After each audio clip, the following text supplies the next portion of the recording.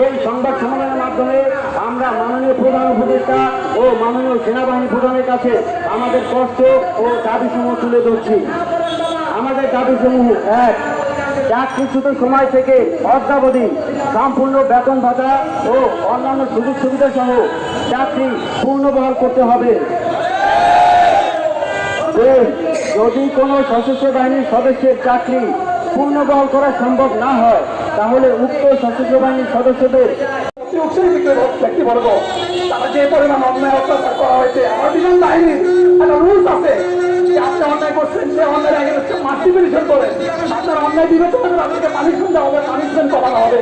কিন্তু আমার সাবেক বিমান বাহিনীর প্রধান শেখ আব্দুল হান্নান স্যার কোনো মাল্টিপ্লিকেশন করতে রাজি না। কেউ যে আত্মীয় করবে ওই পর্যন্ত রাখতে চাই না। আবার বিভিন্ন ধরনের আমাদেরকে মানসিক তত্ত্বের মধ্যে রাখা হয়েছে।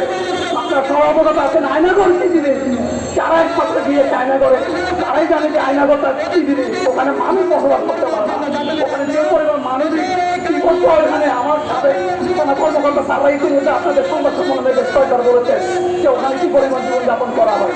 তো আমি ওই ক্ষেত্রে একটাই রিকোয়েস্ট করবো সকলের কাছে, আপনারা আমাদের এই দুর্দশাটা আপনারা আমাদেরকে সহযোগিতা করুন, আপনাদের মিডিয়ার মাধ্যমে আমাদের এই পরিস্থিতি তুলে ধরুন এবং আমাদের কর্তব্যরত সামরিক বাহিনীর যে সমস্ত কর্মকর্তাবৃন্দ স্যাররা আছেন তাদের দৃষ্টি আকর্ষণ করুন যাতে আমাদের উপর যে অন্যায় অবিচার অত্যাচার করা হয়েছে সেটা যেন পুনরায় বিশেষ বিবেচনা করে আমাদের এই 3 দফা দাবি, আমাদের সিনিয়র স্যার যে দাবিগুলো জানিয়ে গেছেন এই 3 দফা দাবি যেন বিশেষ বিবেচনা নেওয়া হয়।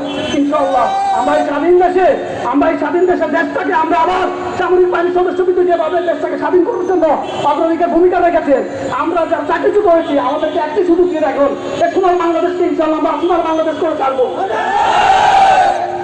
আমার সাথে ডেমোক্রেসি প্রধান উপদেষ্টা ডক্টর মোহাম্মদ ইউনূস স্যারের কাছে একটা অনুরোধ থাকবে, স্যার প্রত্যেকটা সেক্টর আপনি যেভাবে বিশেষ বিবেচনা করতেছে আমার এই সামরিক বাহিনী আমরা সৈনিক স্যার আমাদের যেভাবে নিয়োগ দেয় স্যার শুরু থেকে শেষ পর্যন্ত আমাদের পরিবার থেকে শুরু করে সব কিছু এই টু জেড যাচাই করে আপনারা আমাদেরকে সামরিক ট্রেনিং না, সামরিক ট্রেনিং এমন একটা ট্রেনিং রাতে ঘুম নাই, আমরা পানিতে পর্যন্ত বসবাস করতে হয়, আমাদের সার্ভাইভাল কি জিনিস সেটা আমরা শিখে আসছি, আমাদেরকে আমাদের কর্মকর্তারা শিখিয়েছেন।